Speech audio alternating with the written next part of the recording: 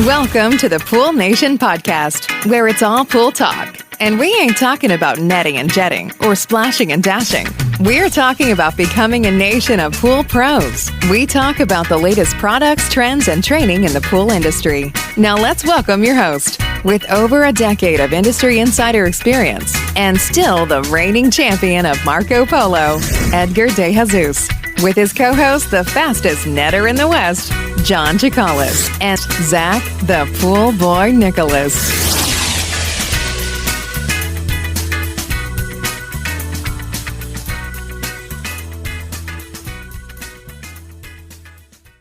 Good morning, guys. Welcome to the Pool Nation Live podcast with myself, your host, Edgar De Jesus. And yes, I am the reigning champion of Marco Polo, along with John, JJ Flawless, the fastest netter in the West, and Zach, the pool boy Nicholas.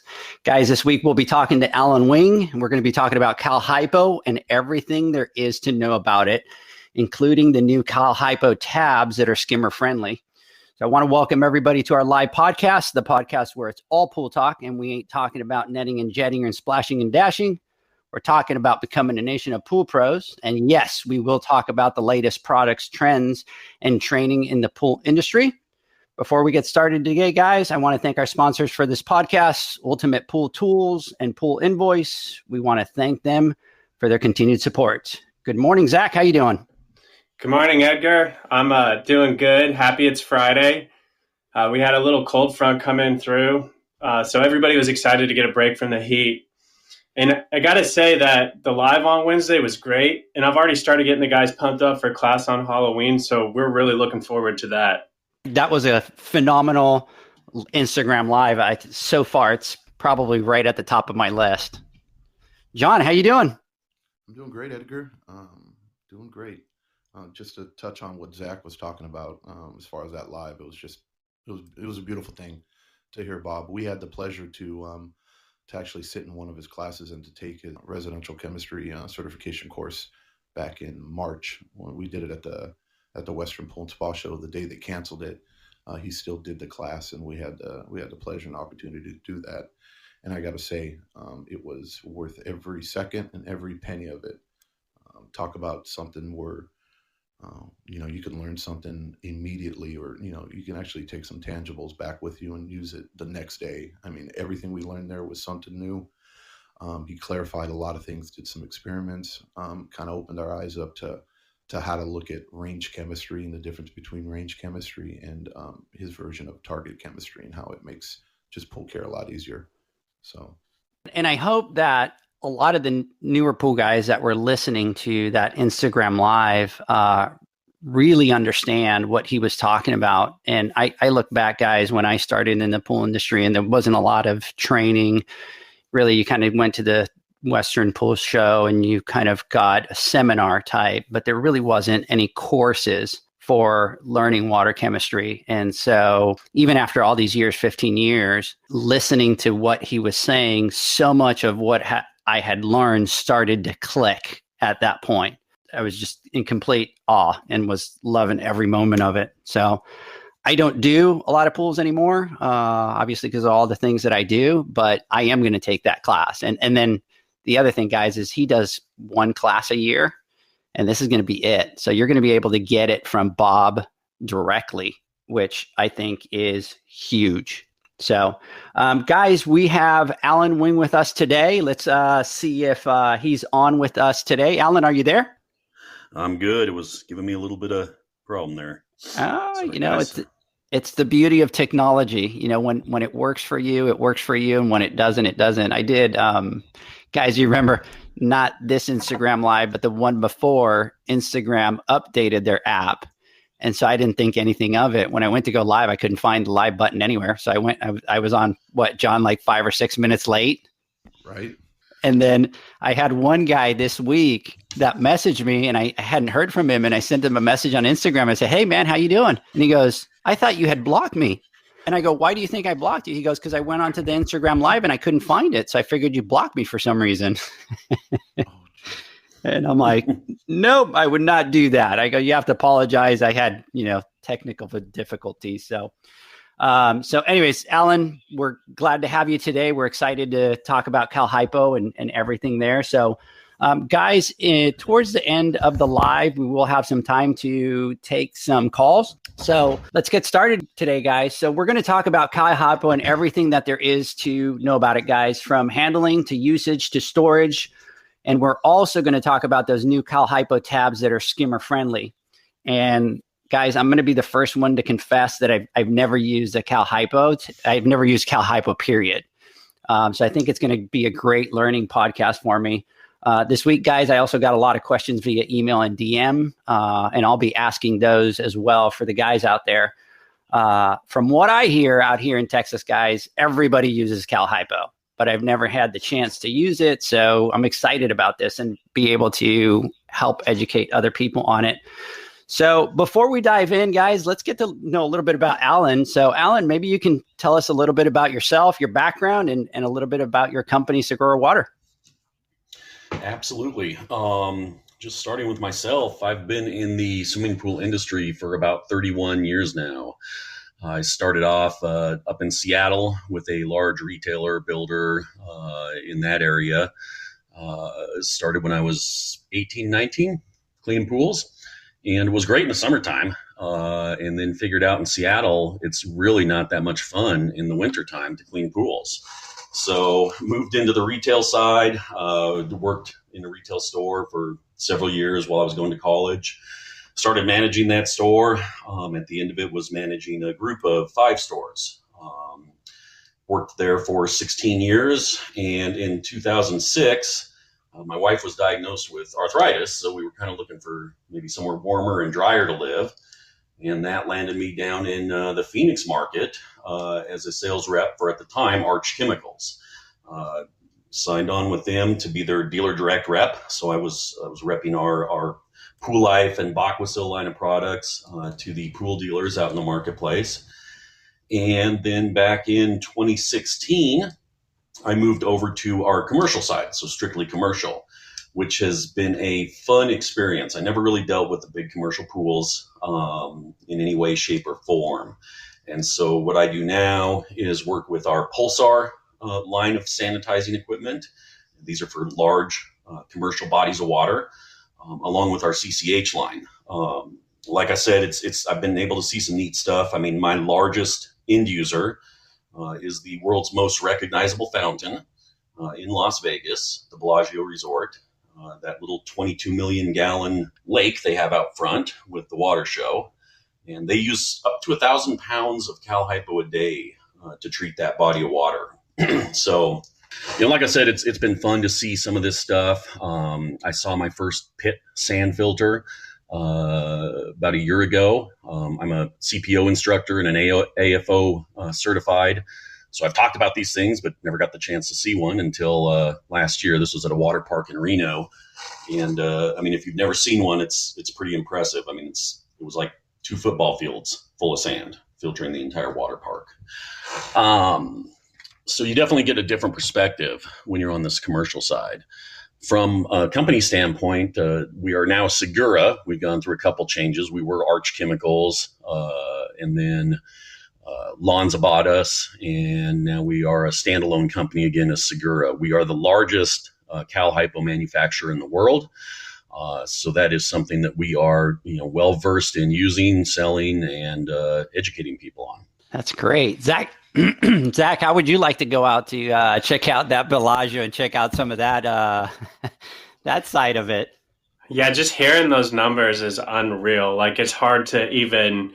I've seen the fountain at the Bellagio, but just putting that number to it, it's mind blowing. It's 1,000 pounds. It's something that you just you don't see in our regular line of work. We're used to 20,000 gallons, not 22 million.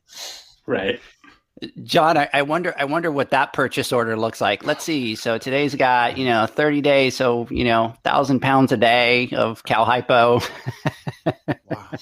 That's a lot of Cal Hypo. It's a lot of product. Definitely. So what we're going to have to do, Zach and John, is kind of figure out how we get Alan to invite us so we can go see those. Right. Well, that's something I've been able to do. The last 2 shows that have been in Vegas, the lead engineer is he's a great guy and a friend. And he has taken, so I got to take my old boss and some folks from up in Seattle on a backstage tour. And I mean, he thanked me like 27 times because it was just, again, something that none of us ever see. So it was, it's fun to do stuff like that. So absolutely. That's so freaking cool. So, all right, Alan. So what's that, John? We're going to hold him on that. Oh yeah, for sure. It's just next level stuff right there. So, okay. So guys, let's get me some education here on this Cal Hypo. So I've been talking to the guys out there about the trichlor and the tab shortage and how it's a great time for them to educate themselves about all the options out there. And I think, guys, even if we see some of the other manufacturers step in and, supply some of the shortage, we're still going to see that price increase. And my personal opinion is that I don't think those prices are really ever going to go back to what they were prior to the shortage. I think maybe if they come down, they'll come down a little bit, but we'll see that price there. So Alan, my goal with the podcast is really to educate everybody about Cal Hypo, so they can look at it as an option for them. And I really want to talk about those new skimmer-friendly Cal Hypo tabs. I really think those can be a game changer in some of the markets. And I know that some of the guys that are listening are from Texas, that specifically have heard about them and really kind of want to get some education on them, because Texas is very big on Cal Hypo, but then they use trichlor tabs for the tab feeder. So what I want to do, Alan, is I really want to start with some basics for the new guys out there, and really for the guy that started yesterday and has not even heard the word Cal Hypo. So we're going to really start from the basics and kind of work our way through. So my first question is, what is Cal Hypo and how is it different from the other chlorines out there? Sure. So, there's different forms of chlorine, and they all do the same thing when they hit the water, right? They turn into HOCl, free available chlorine. They just add different byproducts to the water. So when we look at the different forms of chlorine, you've got your common sanitizers that people use on a regular basis on the residential side, which is trichlor and dichlor. Both of those contain cyanuric acid, and a lot of people don't understand how much cyanuric acid are in those tabs. Everyone looks at the percentages, right? It's 99% chlorine, 90% available chlorine. So maybe it's 1% cyanuric acid, maybe it's 10. No, trichlor is 53% cyanuric acid by weight. Dichlor is 56%. Likewise, when we look at Cal Hypo, now those are our cyanuric acid containing or stabilized products. We've also got our unstabilized chlorines, which we have bleach, we have gas. There used to be lithium, which really isn't available anymore. And then, of course, Cal Hypo. So it's bound by calcium, comes in different percentage strengths. You can find it anywhere on the market from a 47% that's been mixed with things like magnesium and whatnot to bring the oxidizer classification down, on up to our strongest product, which is a 78% Cal Hypo. Now, typically in the residential market, we see Cal Hypo used mainly as a shock or oxidizing treatment on a weekly basis. I think that a lot of people don't realize that, in the commercial world, trichlor and dichlor don't exist in the large commercial market. It's all going to be unstabilized chlorines, things that can dissolve quickly. And so I think that the biggest positive to Cal Hypo is that it does not contain that cyanuric acid. Now, we can stabilize it, obviously, by adding cyanuric acid to the water, but it's a very easy, friendly product to use. The biggest thing that we want to talk about, and I think we talk about it later, is how we balance pool water if we're using Cal Hypo. I think one of the biggest complaints out there I hear from people is, well, I added a pound of Cal Hypo and it immediately clouded my water, which it can. If our alkalinity is high, that's going to happen. We just have to add some acid and that goes away. So again, it's been widely used since 1928 as both a shock product and as a primary sanitizer. And so I think that this is a great forum to get the guys that have been on the residential side to understand how it works as a primary sanitizer and what a lot of the benefits are, the clarity of water that we can achieve, the protection from a higher calcium level that we're not used to hearing about when we're balancing, water for trichlor. Again, it's a very strong oxidizer, very strong sanitizer. We want to handle it properly. But the nice thing is that when we're using Cal Hypo as a primary sanitizer, we're going to get rid of a lot of the balance chemicals that we're typically using. You're not going to have to use bicarb. You're not going to have to use soda ash. Obviously, we're not going to have to use calcium chloride. But, like I said, been used widely since 1928 to treat water on the what we call the A grade commercial market. Those Olympic swimming pools that are 500,000, 800,000 gallons on up to my biggest end user is 22 million gallons. Yeah. Those are using strictly Cal Hypo as a sanitizer. And on the flip side, also liquid. Liquid's another big one in the commercial market. Yeah. So let me ask you this. I've heard about Cal Hypo that, the granular, and they say granular, but I know that there's also, powder form. So is the granular something that was used before and then that's kind of taken over by the powder form, or do you still have the Cal Hypo that's the granular and the powder and then obviously the tabs? Yeah, I guess when I think of granular or powder, I kind of interchange the two, but there are different grades of Cal Hypo, granular or powder. And what you see in the marketplace is some of the cheaper forms of Cal Hypo have a very large granule to them, and they don't dissolve well. They'll leave residue on the bottom of the pool, which is just undissolved calcium. But people are used to kind of seeing that gray residue on the bottom of the pool. When we look at what we manufacture, I guess I would call it more of a powder. We go through a different manufacture and drying process, and we get a very, very fine grain powder, very similar to dichlor, but it's 100% soluble, doesn't leave any residue on the bottom of the pool. And that's the product that we make our new slow dissolve tabs out of, which is kind of the gist of this podcast, I think, the Skimmer Tabs. But it's been available in granular and powder for years. And again, that's what most of the guys dealing in the residential market are used to. But it's also been available in the form of tablets and briquettes for these large commercial feed systems. So whether we're talking about our Pulsar system, which uses almost about a 1-inch briquette, to AccuTab or Vantage, VersaChlor, some of these other large feed systems that we see on the big commercial market. Okay. So varying forms and varying degrees of, quality is what I would say. And we'll get into those because I do have a couple questions on some of those. But so I know that Cal Hypo used to be a level 3 oxidizer, and now everywhere that I see, it's kind of been converted over to a level 2. So what's the difference of those two? What's the difference between a level 3 and a level 2 oxidizer? Yeah, when we look at oxidizer classifications, there's 1, 2, and 3. Okay, 3 being the most, I don't want to say dangerous. I want to say most able to react. Right, it gives off the most oxygen. It's going to react with other chemicals and other products. So in the past, your typical Cal Hypo, whether it's our 78% or what's more prevalent on the market is 68%, has been a class 3 oxidizer, meaning if we take a little bit of that powder out of the pouch and we could pour some trichlor powder, we could pour some Coca-Cola, we could pour some motor oil on it, and in about 30 seconds you're going to be able to roast some s'mores, which is great if you're stuck out in the wilderness.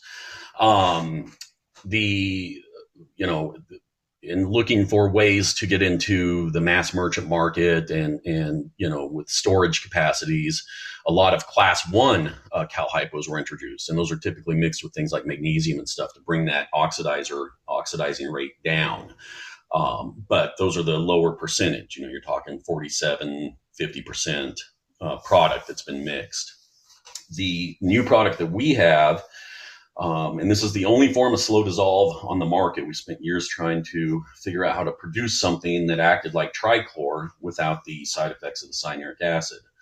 And so it is our what we call our J3 product. Again, it's that 78% product that is manufactured and dried different, gives us a very fine granule.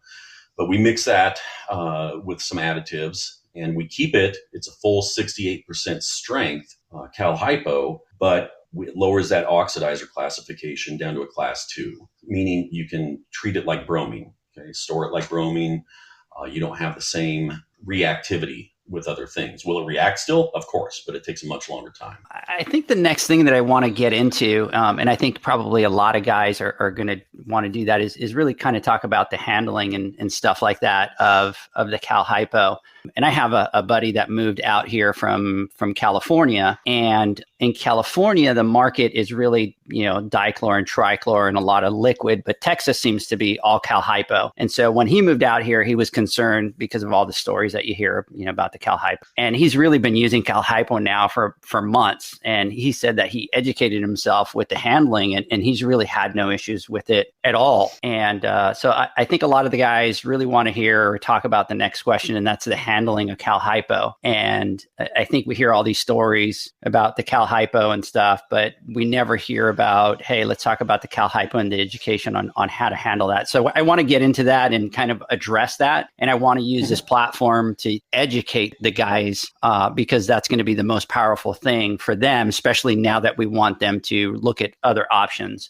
So if we talk about best practices, what does a pool guy out there need to know about handling that Cal Hypo safely? Like I said, it's been used extensively since the late 20s. And so we do hear things about it being dangerous, which it's really not if we treat it like any other chemical that we're using. I mean, most of the chemicals that we're dealing with on a daily basis are dangerous, whether it's, Cal Hypo or trichlor or muriatic acid. Any of them can react, cause us harm. And so we want to do the same thing that we do with any other chemical. We want to store it correctly. Stores best in a cool, dry place. Any chlorine that's stored in heat can start to off gas and decompose. But with Cal Hypo, we get a 2-year shelf life, and when it's stored in a air conditioned warehouse. We want to make sure that we're not storing liquids over solids, right? So when you're throwing it in the back of your truck, you don't want to put a case of muriatic acid on top of your bucket of Cal Hypo. Common sense stuff there. Want to make sure that we're always closing the bucket, making sure that we're not mixing chemicals, right? So I think one of the biggest things, if we're talking about the skimmer tabs, we want to make sure that, if guys switch to this product and use them in their pools, we don't want to throw Cal Hypo tabs in a skimmer when we have a rainbow feeder that's full of trichlor tabs. Now, they're not going to react like if we just mixed trichlor and Cal Hypo together in its dry form, but we can get some gassing, and we can cause that feeder to expand. If you mix them in the feeder together, that feeder would probably blow up. So we want to make sure that we educate our homeowners that, hey, we're switching to this material because of what's going on in the market.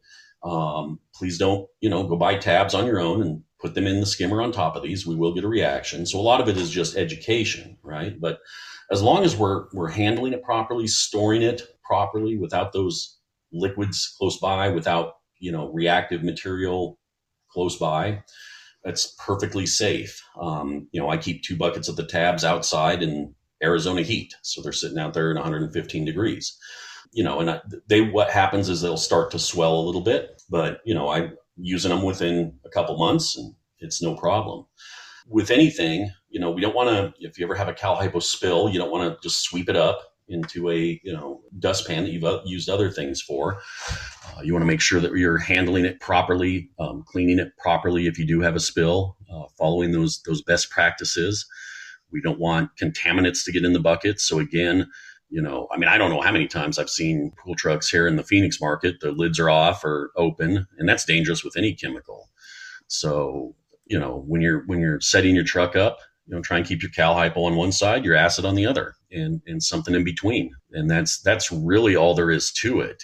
Again, any chemical can be dangerous. I mean, we just saw the, huge fire at the trichlor plant. And this is off topic, but I do want to address that real quick. You talked about a little bit ago with the shortages. And there's, when I look on social media, there's a lot of guys that don't understand necessarily what happened or how long it's going to affect us. But that plant that burned down produced 40 to 60% of domestic product for trichlor. And it's, if it gets rebuilt, it's going to be 18 to 24 months at the very least, is what they're saying.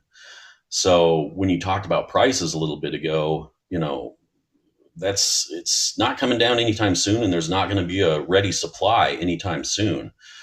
Some of these manufacturers might start bringing stuff over from China, but again, there's tariffs on top of that now, and that's going to keep that price up there. So again, when we look at safety, any of these things can be dangerous. Handle it like you would any other product that we've got in our truck.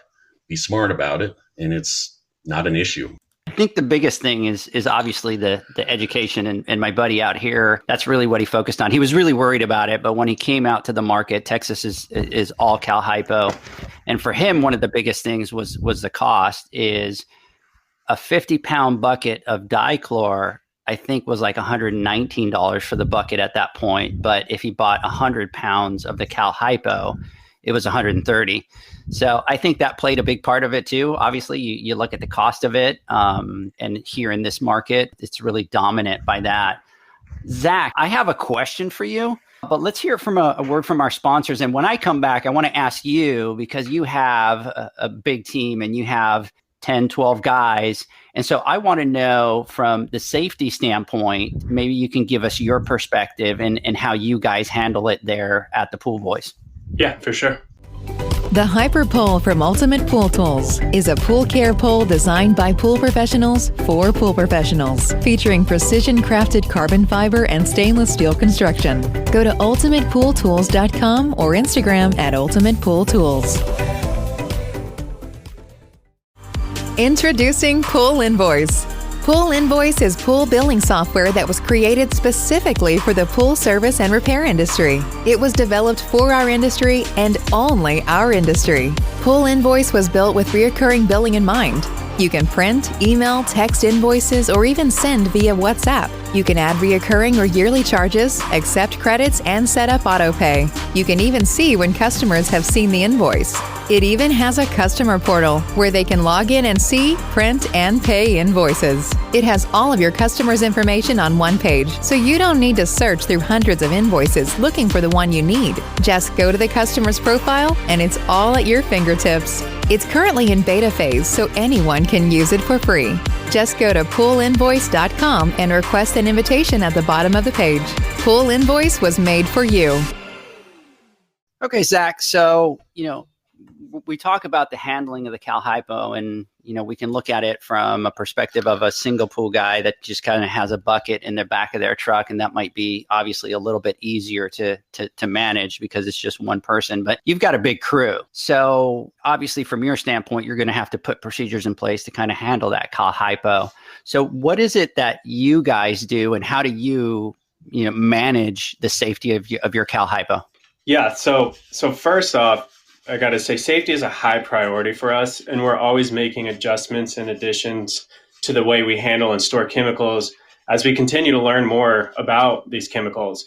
And some of the key things that we teach are obviously do not mix chemicals ever, and to be especially cautious about the possible reaction between the Cow Hypo and trichlor. Wash your hands before you eat or drink. This is something not a lot of people think about, but you get some of that product on your hand and then you go ahead and eat a sandwich or drink your coffee, whatever. You could be ingesting some of that. So that is something that we talk about. Another thing is to keep dry. Be aware when you are opening buckets and it's raining, we don't want to get moisture in these buckets. And definitely don't leave the lids off. And this goes into being aware of people or animals that may be exposed to a potential hazard if we were to have an open bucket of something sitting by the pool. It happens all the time. Like, I'm just going to leave this here real quick and run off to get something out of the truck. And you don't know if a little kid's going to come out there, if a dog's going to get in there. So, keep the lids on. We've always got to be aware of our environment. We also carry 25-pound buckets of Cal Hypo because it's easier for the guys to manage and it's less chemicals being transported around town. We always try not to carry more than we need. Another thing, as Alan mentioned, that you don't really think about is the floor sweepings. As we've grown and had more people handling stuff, like accidental spills happen, and we try to avoid it at all costs. But the floor sweepings is something that you don't think about. Someone might come along and spill a little bit of this. Someone else might come along and spill a little bit of that. And then someone comes along and sweeps it up and throws it in the trash or the dumpster. And that could end up causing some real problems. So keep that in mind. That being said, we've moved to a model of having one designated person who handles chemicals in the shop and fills the buckets for the team. This means less hands in the bucket and minimizes the potential for accidents. And we're able to purchase better PPE, like full face respirators and whatnot, for that person to use, because they're the ones in the morning that's focused on distributing those chemicals for our guys. As far as the field, all of our maintenance techs are provided with safety glasses, gloves, eye wash kits, and so on to use as needed. And we teach them to use these things. Now, we can't be there on every job to make sure they're using them, but we do provide these things. So that's something to think about when you bring someone onto your team. So those are most of the things that we train when it comes to Cal Hypo and just handling chemicals in general. Yeah, and we've talked about it, but I never even really thought about the floor sweeping. Obviously, you kind of get into your storage and you just kind of start to sweep, and you kind of start to not even think about it. So that I think that's a huge point from there. Zach, that's one of the things I love is you really kind of take your safety and your business perspective of it and just kind of put it, always into play. Yeah. Alan, what's the level available of chlorine in Cal Hypo? So, obviously dichlor will be, I don't know, anywhere 55, 56, and trichlor anywhere from 90 to 99.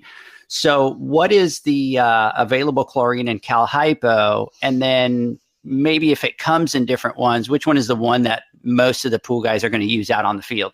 Sure. Yeah. And remember, when we're talking about percentage of available chlorine, it's measured against what gas chlorine does, chlorine in its natural state. So when we look at Cal Hypo, it's going to range anywhere from 47% for those lower mixed products that give us a class 1 rating, on up to our 78% product, which is a class 3 oxidizer, obviously. The most common is 68% available chlorine in Cal Hypo form. So that's what we see most of the shock products on the market, our tableted form, our briquette form, and our new slow dissolve tablet form is all in that 68% rating. And remember, that's just a measure of how much chlorine is going in as compared to gas chlorine. So if we're talking a 78% Cal Hypo product, every pound that we're putting in, we're getting 0.78 pounds of chlorine, the rest being calcium binder. Okay. So, and this is one of the questions that one of the guys sent to me and said, hey, can you ask this question? So, and I think we all do it when we're new, is we always want to compare a pound of this to a gallon of chlorine. So we kind of have that in our head. So if I add at 68% is probably what the guys are going to use the most. So if I want to add, the equivalent of a gallon of chlorine, how much Cal Hypo would that be? Yeah. And this is the one that a lot of guys don't realize, but it's why a lot of commercial places prefer the Cal Hypo, which is storage. 1 pound of Cal Hypo is equivalent to 1 gallon bleach. Right. So, what I always tell people is, 50 pounds of Cal Hypo is equivalent to a 50-gallon drum of bleach. Which one do you want to be carrying around? Which one's going to be better for your back, for your guys' backs, for your truck shocks, just general storage. So it's 1 pound's equivalent to 1 gallon.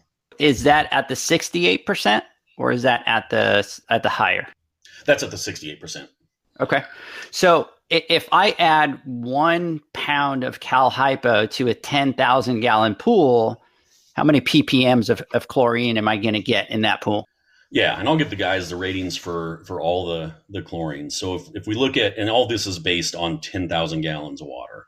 So 1 pound of trichlor in 10,000 nets you about 10.8 parts per million. 1 pound of Cal Hypo gives you about 8.2 parts per million. A gallon of liquid bleach at 10% is 10 parts. Gallon of 12% is 12 parts. The biggest problem with bleach, though, is, it's 12% when it comes from the factory. By the time you're putting it in the pool, it might be 6%, it might be 8%. You don't really know. So sometimes those are much, much less. The chlorine has lost its strength due to storage or being out in the sun when we're looking at bleach.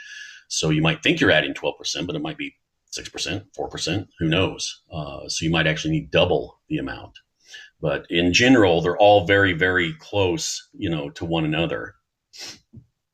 Okay. So I'm a pool guy out there. I'm starting to use a Cal Hypo. What's going to be the best application? Am I going to add it to the skimmer? I'm going to just, spread it into the pool. What's going to be my best application for me putting it into the pool? So when we look at typical application, if we're just talking Cal Hypo as a shock, we want to broadcast that into the pool. You don't want to put it into the skimmer because it can then run in concentration through a trichlor feeder and again cause some gassing and issues. I think for the purpose of this podcast, we want to talk about the tablets, that people can look at switching to with the shortage that we're in. Those are, so just a little history on those tablets. Again, we brought these out for the commercial market, for the HMAC world, what we call hotels, motels, apartments, condos. When you look at the commercial market, you can't skimmer feed anything. Okay. So we developed a small feeder for these markets due to things that are going on at the Model Aquatic Health Code as far as cyanuric acid regulations in the commercial market. Not such a big deal in residential pools, but it still causes its issues, which we'll talk about in a bit. So that tablet was designed to go in this small feeder for that light commercial market.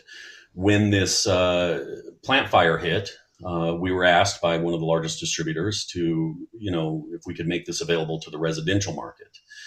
And so we are educating people over the last couple weeks. I don't know how many Zoom calls I've been on talking with service companies, but this is specifically either a feeder tablet or it is also able to go in the skimmer. And that's a big hurdle for a lot of guys out there because it's been pounded into their head. Don't put tabs in the skimmer. But we're talking specifically trichlor tabs. And we're not worried about chlorine strength going through the skimmer. What we're worried about is the acidity of those trichlor tabs. So remember, trichlor tabs have a pH of 2.3.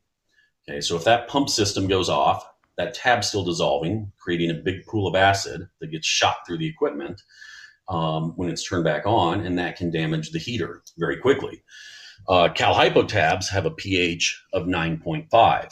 Okay, so we're not worried about adding them to the skimmer. And it's hard for some of these guys to get, comfortable with that. But when we look at the large commercial market again, these feeders are feeding 20,000 parts per million, up to 20,000 parts per million through the equipment system. So we're not worried about chlorine going through and, causing damage. What we're worried about is the pH of the product. So for general shock, we broadcast it. We don't want to mix it in the skimmer and have that going through a trichlor feeder.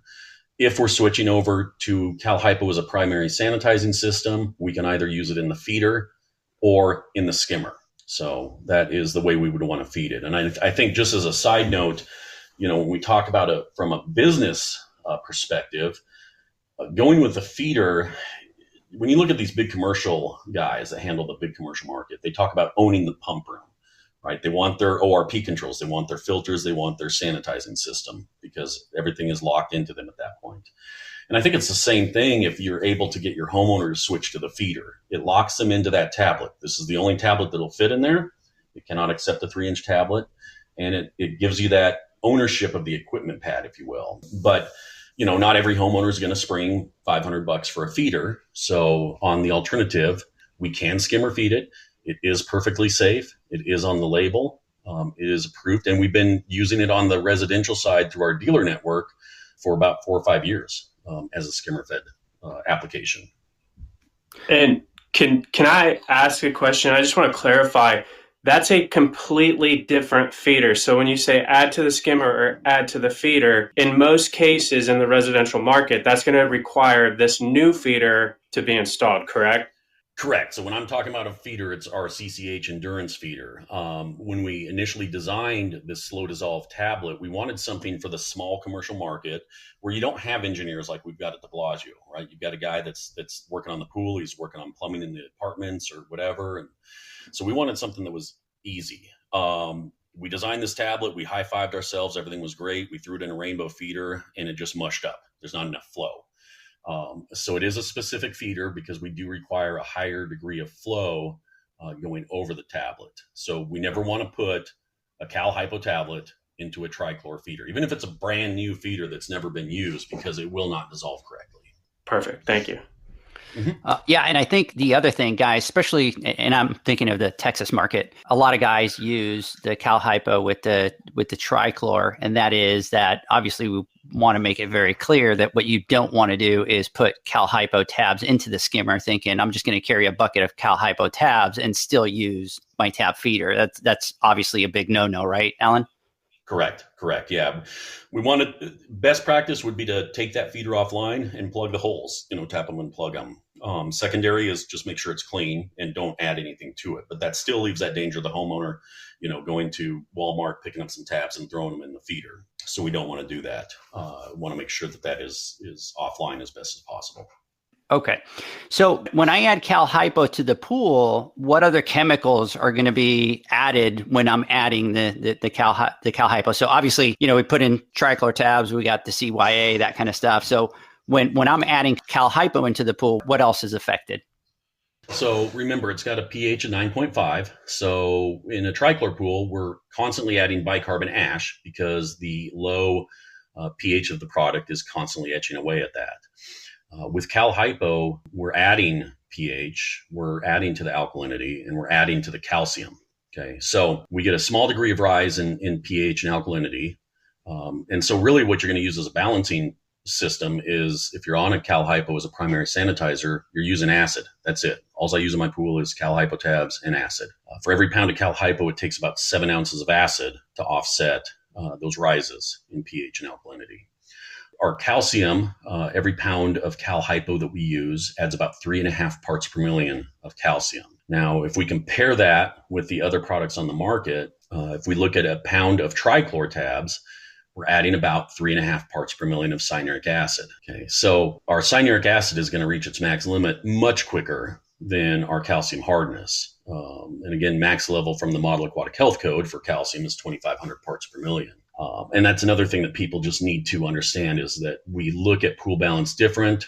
My pool sits at a 900 part per million calcium, and it's gorgeous. If we compare it with a gallon of bleach, we're adding 12 parts per million of TDS or a pound of salt to the water. So, that's going to cause issues in and of itself. The biggest thing that you'll notice with a Cal Hypo pool, and it's nothing magical about Cal Hypo. Remember, we're forming HOCl with any chlorine, but we balance the water to a much more acidic nature. So we're going to have a max level of 60 to 80 on our alkalinity and a pH of 7.2 to 7.4. We want to keep our cyanuric acid at 8 parts per million to 12 parts per million, just like we would a commercial pool. The reason for those levels is to, keep the calcium rise in check. Okay, so but by having a lower pH, we know that our chlorine works more effectively or transforms to HOCl more effectively the lower the pH we have. So we're getting more benefit from the chlorine by running that lower, more acidic pool water. And then at a cyanuric acid of 8 parts per million, we get 90% of the benefits that we do at 40 parts per million. But 8 parts per million is also where it starts to affect the transformation to HOCl. Pool guys in general call it chlorine lock as the cyanuric acid rises. It's not locking up the chlorine. What it's doing is slowing down the transformation to hypochlorous acid to the point where if we look at a pool with 100 parts of cyanuric acid, it takes 7 parts per million of chlorine to do what 1 part per million of chlorine does at 0 cyanuric acid. Alan, Yeah, I just kind of want to jump in for a quick second. I think you make a great point, and I want to kind of clarify. I think Cal Hypo is a great option, but what's important is that we all need to learn how to manage it. Look, guys and gals, look, every product that we add into our pool has a side effect. And Cal Hypo is no different, but we need to be able to measure it and understand which product is best for our pools, and especially based on our market, because no two pools are the same. If you use your trichlor tabs, you're going to deal with CYA issues, right? If you add your liquid, like Alan said, you're going to add salt, a pound of salt. You're going to also add TDS into your pool. When you add Cal Hypo, you're going to add calcium. There's some places in the world or in the country, especially like in Texas or some areas where out of the tap you have like 70 parts per million of calcium, and you need calcium in that water. We all know that. There's other parts of the world or other parts of the country where calcium is through the roofs coming out of the tap. And what's important is that we understand the pros and cons between each one of these different sanitizers, and we know which one we need to use into our pool so that we're most successful. What we're going to do here, I know what our company is going to do, and we've started. I've been in touch with my SEP locally, and we're bringing in the slow dissolve Cal Hypo tabs because they're not at our location right now. And I'm going to start them on a pool, on a few of my pools, because where we live, the majority of what everybody uses for primary sanitation is either liquid chlorine or trichlor or dichlor. Mm-hmm. And CY is obviously the biggest issue we have out here. We all know that water, we want to change our water between 3 to 5 years, but realistically, if you're feeding your pool trichlor constantly, try to manage that CYA level after 2 seasons in an area, especially where I'm at, where we get less than 3 inches of rain a year. And how are you going to be able to thread that needle and keep your conditioner level between like 30, 40, 50, 60, 70, maybe max, without going above that? Because then you're just working against yourself. And there's no way you can keep your pool water for 5 years out here and a cyanuric acid level that low if you're feeding your pool trichlor tabs or trichlor or dichlor. So we're thinking about going and doing something different to where each season we're going to trade off. So during the summertime, the 4 hottest months out here where degrees are like 123, 124 degrees, we have to throw some form of tab into the pool, and we use the trichlor tab. But what we're going to do now is next season we're going to work with the Cal Hypo tab so that we can feed the pool Cal Hypo for a year or for a season, and then next year switch over to trichlor so that we can kind of manage both, and then based off of calcium levels. So we have our water's pretty hard out here where we're at. So last thing you want to do is have a pool with 1,500 parts per million of calcium. Even though it's a great buffer with LSI and you can manage it and you can adjust other factors to make it good, but again, you don't want any level being too high in your pool. So I think by doing that, our hope and our goal is that we're going to be able to extend it to where we're not going to have to do partial drains or full drains for our pools like right now we're doing it like every 2.5, 3 years. Hopefully we can extend it out, maybe get an extra year or 2 years out of it to where we can be draining our pools at like 4 or 5 year mark opposed to like a 2-3 year mark.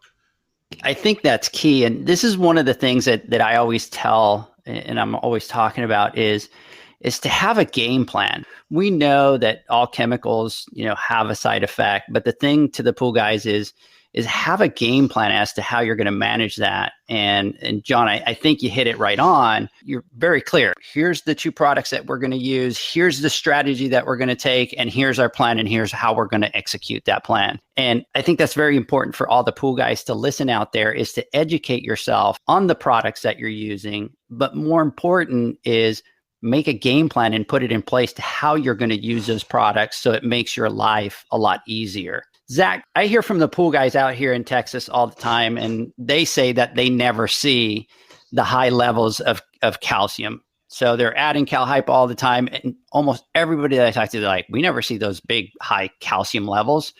So do you think that's because the incoming calcium level that we see here is an example of 70 parts per million from the tab? So you're doing a startup and you're already at 70, which is low? So I'm honestly not sure why we don't see the issues with high calcium levels. I have rarely encountered a pool with high calcium, so I don't have anything to compare it to. I think, as you mentioned, if we're starting up with a fresh fill, that would make sense with the lower level in the tap water. But as far as our fill water having low calcium level, I'm not sure if that's playing a part or not. I could be completely wrong, but the way I look at it is that in most cases, fill water would be added because of water loss due to evaporation. And from my understanding, that would be leaving existing calcium behind. Therefore, the fill water would actually be adding to the calcium level. So the only conclusion I can come to is that maybe the Cal Hypo and the rate we are using it at doesn't impact the calcium as much as we would think. So the short answer is I don't know why we don't have that problem.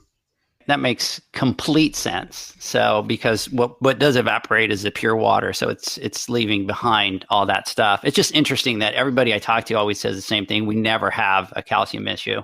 So let me backtrack a little bit, Alan. And I know that you answered this question already, but since we're talking about it, so if I added that 1 pound of Cal Hypo into a 10,000 gallon pool, how much calcium hardness did you say it did?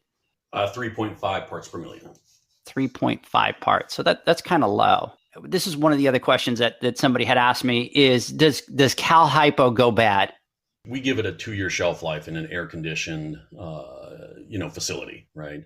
But I think we've all, as pool guys, opened a bucket of Cal Hypo or even a bag where it's been sitting around and it's kind of clumpy.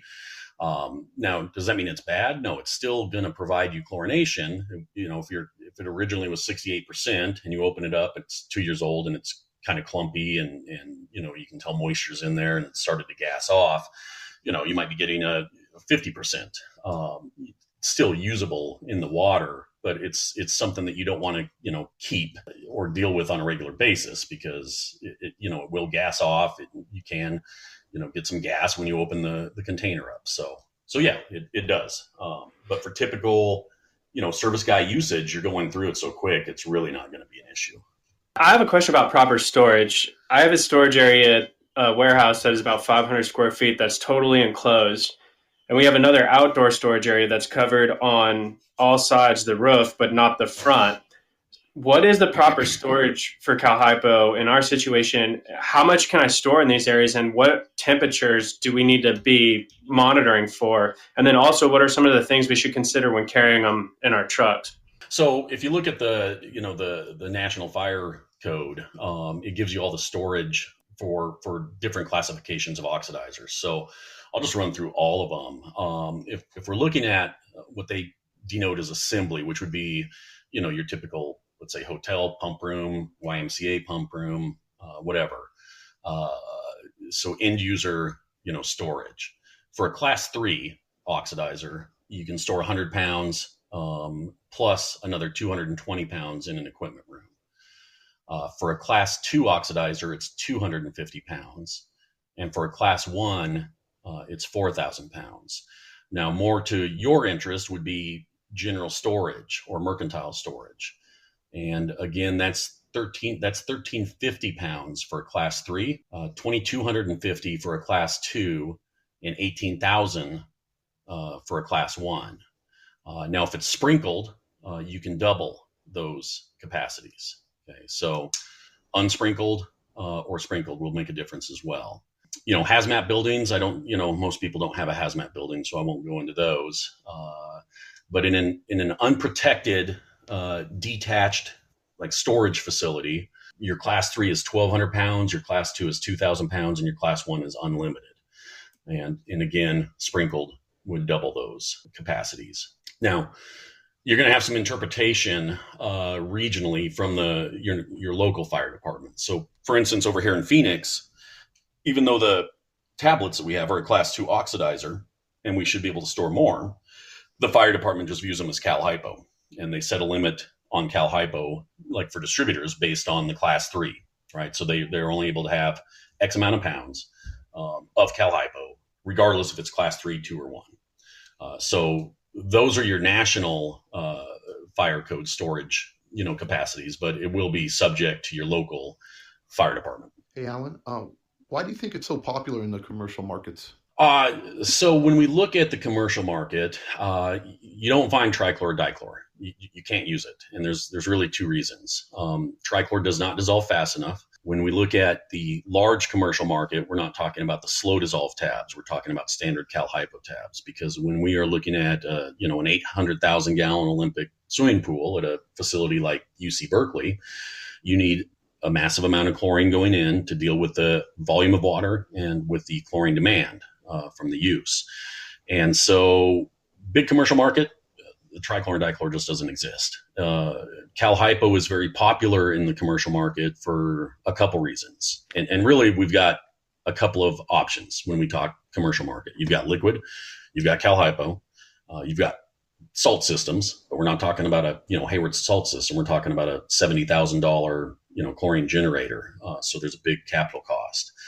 And there's a few places that still use gas. But a lot of the storage is a big one. Again, 50 pounds is equivalent to 50 gallons. So it's much easier to store Cal Hypo than it is liquid.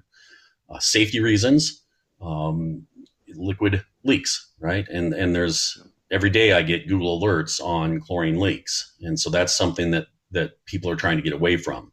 whether it's liquid chlorine or even acid by using CO2 in place of acid, or even sodium bisulfate, dry form.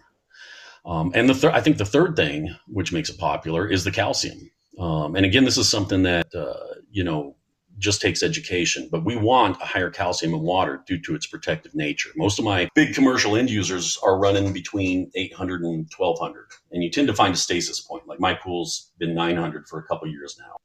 When we balance the water correctly, though, we still get scale buildup, but it's a different formation than what we're used to, in our world, which is that chunky white calcium carbonate buildup. Because of the way we balance the water to a softer side, we get a different formation, which is a very thin, hard sheen of scale. And that does a couple things. It protects things like the heater, because it actually coats the heat exchanger and doesn't allow for breakdown as quickly. But it also protects the plaster, the grout, things like that. So you go through, from a facility budget standpoint, you go through much less money as far as renovating the pool, whether it's a replaster or regrouting, that type of thing. I have a question here that was sent to me, and he sent it just like this. Hey, I heard once from a friend that told another friend that Cal Hypo and DE filters are not a good mix. Is that true? Sounds like an REO Speedwagon song right there. Yeah, that's... You're kind of dating yourself there, Alan. A lot of the newer guys would be like, "What? Who's REO what?" Yeah, right. I have never heard that. I don't know where he heard that from, or where they would have got that from. But there's plenty of DE filters being used in the large commercial market with Cal Hypo feeders. So we can use Cal Hypo with any type of filter, any type of pool. Hopefully that answers that. Yes, absolutely. So, Alan, let's talk about the tabs that are skimmer friendly, because we currently use Cal Hypo Shock, and I've been doing some research on the tabs for us to possibly use as an alternative to trichlor tabs. Can you tell us just a little bit more about the actual skimmer tabs? Yeah, absolutely. As far as why we designed them, is for the light commercial market to deal with the cyanuric acid issues that the commercial market deals with, having to drain pools or getting shut down by the health department. But with this shortage that came out, we wanted to make sure that you guys had something available as an alternative. And this is it's basically a direct replacement for a trichlor tab. You can feed it via the skimmer. You can feed it via the feeder that's built for it. But it's going to be very easy, because, if you know that one of your end user pools uses 6 tabs a week in trichlor, you're going to add 6 tabs a week of this product. So it's a very, very simple, switch over, if you will. So it's a tab for tab. Yeah, it is tab for tab. And then do these tabs, do they dilute at the same rate, or are they going to dilute faster, or is it just exactly almost comparable, just straight up to a trichlor tab? It's just about straight up comparable to a trichlor tab. The biggest difference is the way they dissolve, right? And so at any given time when you open the feeder or look in the skimmer, if you're watching these guys dissolve, if we look at a trichlor tab, it dissolves like a lifesaver in our mouth, right? Just gets kind of smaller. It stays about the same hardness. When you look at the Cal Hypo tab, it tends to get a little mushiness on the outside. So at any given time when you open the skimmer, you might see some residue on the top of the water, and you'll see that the tablets are a little bit fluffy, if you will. They're kind of mushy. That's normal. It's just the nature of how they dissolve. Nothing to worry about. They will dissolve completely. They don't have that lifesaver appearance, if you will. How are they price-wise compared to the cost of tabs? In general, before the shortage, from a per pound standpoint, we were probably about 20% higher than trichlor. Main reason is because it was a new formulation and it was very expensive to, make. But when we look at a year-over-year budget, and again, coming from a commercial viewpoint, we would typically save about 30% on our year-over-year budget, because we're not adding all the balance chemicals, and because they have to drain, you have to take into consideration water and sewage costs. So, that was before this issue that we're seeing now. Now, I've seen here in Phoenix on the retail side, 50 pounds of trichlor now going for $160. From a per pound standpoint now, we're just about equivalent depending on the region and where trichlor prices have gone and will probably stay. But you're still going to save a ton of money year over year on valence chemicals. And the fact that, like I said earlier, the chlorine is working more effectively. You don't have to add algicides. You don't have to add clarifiers, things like that. You're really, like I said, all I use in my pool is 4 tabs a week and acid. That's it. And I put borates in my water. Oh, there you go. Oh, you just the famous borates. John. Oh my God, he said borates. Been a borate lover for years. It's the first thing I put in. Beautiful. So, hey, Alan, real quick, I know you touched on it that they can go in the skimmer, and there's also the residential feeder. Do you recommend one over the other? And I mean, I know the skimmer, you obviously have higher flow rates through the skimmer, and with the tab feeder, you're able to kind of dial it in.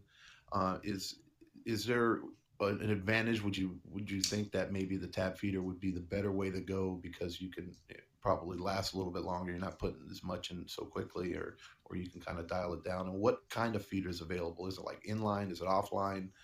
How does it install? Can we get it at SCP or at whatever distributor currently? From my perspective, if I had a pool route, and from a business standpoint, the feeder would be the way to go. And it's the Cch Endurance Feeder. So anyone listening can look it up online. It is an offline feeder, installs just like a Rainbow 329X. And again, from a business standpoint, you own that equipment pad, right? And so the tablets are a 2 5/8 inch tablet, and they're a little bit fatter, if you're looking at the cross section, than a trichlor tab. So this feeder only accepts that 2 5/8 inch tablet. So unless you have a trichlor tablet and a chisel and hammer, that's all you're going to be able to get in there. So it locks the customer into you from a business standpoint. Anything you can own on that equipment pad, owning that equipment pad is really the primary goal. Again, there's the cost issue, right? So the feeder can be bought at any distributor. If they don't have them in stock, they can order them in for you. It is specific to the CCH tablet, to the slow dissolve tablet. And, but you're going to be selling to the homeowner for probably $500, somewhere in there. Not every homeowner is going to do that. So the alternative is to skimmer feed it. And again, with the skimmer feed, I just think there's those safety issues that you have to manage, which is we don't want to put trichlor in that skimmer along with it. And we don't want to have the trichlor feeder online with product in it while we're feeding Cal Hypo tabs. Yep, makes sense. Thank you. Another question, as far as like the storage requirements for the tabs, is it the same as granular or powder, or does it vary? No, it's the same. So again, going back to the National Fire Code and your storage capacities, it is a Class 2 oxidizer, so you can store more in any given space than a traditional 68% Cal Hypo, again, based on your local fire department and what they say. So like I said, I keep 2 buckets on hand just outside by my equipment pad. It's 115, 120 degrees here in the summer, and I'm fine for as quick as I'm going through them. But again, they can swell. And then one last question for you from me. So as Cal Hypo, I know it's been around for a while, but the slow feed tablets is a new thing. And I know originally the issue was, or at least what I was told, what I learned was that Cal Hypo, we couldn't really make pucks or tablets because they didn't dissolve too quickly, and we couldn't keep the free chlorine levels up, or it wasn't comparable to like a trichlor tab. It was a slow dissolving tab. But now, as practices have changed, or you guys have advanced in manufacturing it, you're able to create a puck or a tablet that's slow dissolving and comparable to CYA. My question is, or to trichlor. My question is, obviously there's a binder you guys are putting into that Cal Hypo tab. Is that something? What is it, and is that something that we need to worry about as pool professionals? Because we're not only adding calcium, we're adding chlorine, but we're obviously adding what other binder you have in there into our pools. And is that going to have a negative effect over time, or something we should worry about? So the slow dissolve tab, basically the biggest product that we use to get that is a higher addition of lime at the manufacture process. It's still relatively small when you look at it as a percentage of the tab, and no effect on the overall pool water or long-term effect from that. Guys, let's take one more break here, and we'll hear from our sponsors, John and Zach. When I come back, I want to get your final thoughts on the Cal Hypo. The sound of you continually pitching pool care poles into the trash. The sound of you using an Ultimate Pool Tools carbon fiber pool care pole for years to come. Go to ultimatepooltools.com or Instagram at ultimatepooltools. Okay, guys. So, John, Zach, I want to get your guys' final thoughts. I've never used Cal Hypo before, and there's a lot of information that was on this podcast. I'm going to definitely come back and listen to it again. And John, we kind of know some of the things that you are planning to do. And so I wanted to get your final thoughts on Cal Hypo. Well, kind of like what we talked about, or what I talked about before, it's everybody, we got to come up with a plan, right? And, when we're managing water and we want to manage it correctly, we need to understand what's going on with it and what we need to add. When we approach a pool, or when we go to a different backyard, we have 125 plus pools.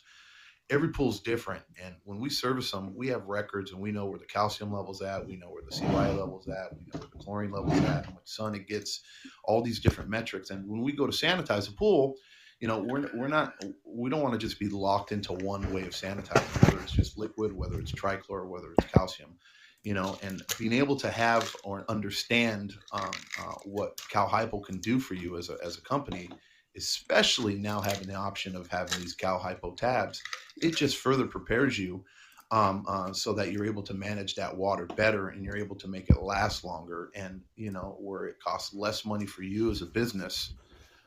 When it comes down to water management, because as we know, like with CYA, and we've talked about it, and I don't want to keep beating the dead horse, but the effects on CYA as they increase, it becomes exponential, right? And it makes it very difficult to handle water and very difficult to have safe water. So the addition of Cal Hypo, I'm so excited about it, and I can't wait to try it. Like I said, my SCP is going to be carrying it for us, so that we can start implementing and putting it into the pools. And I can't wait to come back and talk to Alan, and talk to everybody, and let you know how it worked out for us. Zach, I do want to get your final thoughts on the Cal Hypo. I know that you use the Cal Hypo. So what are your thoughts on Cal Hypo? Well, right now is a strange time for the pool industry. And the main thing that we're focused on is the tab shortage and how we're going to let that affect us. I mean, it's to the point where if I wanted to buy a bucket of tabs today, I'm not able to do that. So the reality for today is that the tabs we have in the warehouse are all we have. And as a company, we want to feel secure about the products we're using on a daily basis and feel secure about being able to get those items at any time. And that's currently not the case. This and all the other things that we've been battling with trichlor tabs, like CYA and inconsistent chlorine levels, has pushed us to start looking at these alternative methods for sanitizing our pools. A few things that really stand out to me about potentially using Cal Hypo tabs are no more CYA problems, the ease of use for our maintenance techs. You can just simply add it to the skimmer and roll out. And then last, the storage and transportation. So we currently have two very incompatible materials to handle. If we can eliminate one, that's a win in my book. So all of that being said, I think this could be a great alternative for a lot of the pool professionals out there.